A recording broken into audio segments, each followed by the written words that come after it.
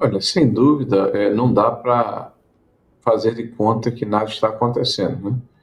Nós estamos vivendo já há algum tempo, eu diria, num regime de exceção, com uma série de arbitrariedades que estão sendo perpetradas contra agentes públicos, contra jornalistas, né, contra pessoas comuns, que vêm sendo julgadas numa escala industrial, muitos deles sem direito à defesa da forma como preconiza a legislação brasileira. E para a gente não perder muito tempo, vamos a esses dois fatos que ocorreram ontem.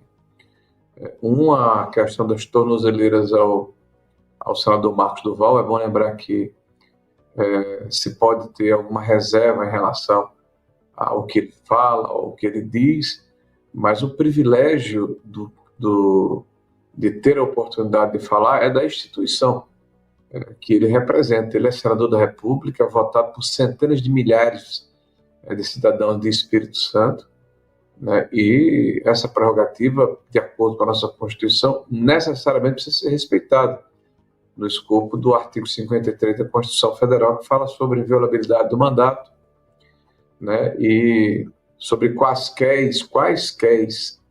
atos, ações, enfim. E isso vem sendo relativizado pelo Supremo Tribunal Federal.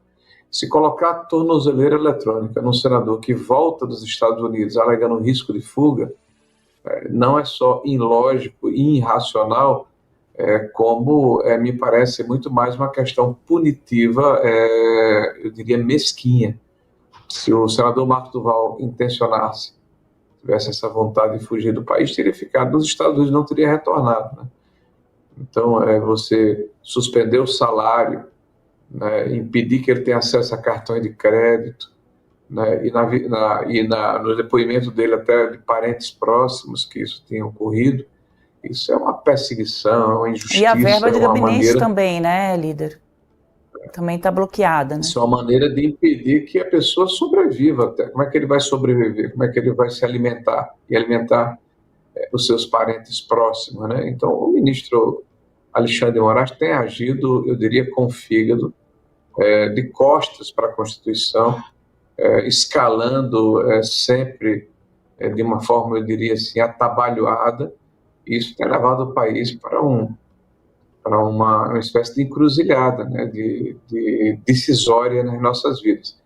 Isso em relação a Marcos Duval. E ele coroou esse dia, né, porque me parece que ele estava ansioso de colocar uma espécie de nuvem de fumaça sobre as notícias do Lava Toga, né, que mostram que os seus assessores junto ao Tribunal Superior Eleitoral combinavam entre si a maneira de prejudicar à margem da lei pessoas que estavam sendo denunciadas, né, no 8 de janeiro, né, o juiz auxiliar, inclusive, comemorando o fato de estar se afastando e dizendo que durante o juízo de instrução eles seriam condenados, quer dizer, pré-julgando, né, antecipando o julgamento da pior forma possível.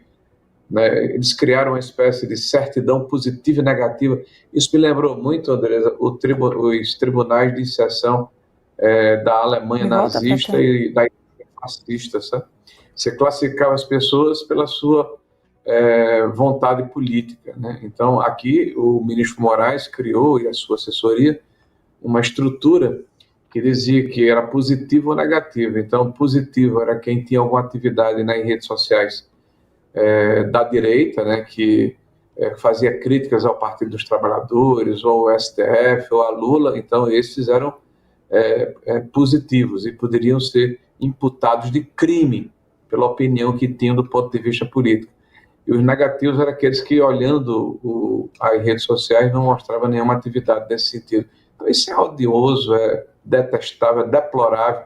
Isso mostra as entranhas do Poder Judiciário da pior forma, né? Não há justificativa para o que aconteceu no Brasil. Isso compusca, mancha, macula, né, todo o processo de instrução, né, das ações de 8 de janeiro, porque mostra que nós temos um juiz que era vítima, que continua com sangue nos olhos, né, com vontade, evidentemente, de se vingar dessas pessoas, né, de uma forma inquisitorial, né, à margem da legislação, né? E eu quero aqui aproveitar e fazer um parêntese, né? Nós assistimos nos últimos 3 anos, vou falar apenas de 2 declarações, uma da Carmen Lúcia, né, dizendo que a censura é odiosa, mas ela faria só daquela vez, né, por ocasião das eleições de 2022, né?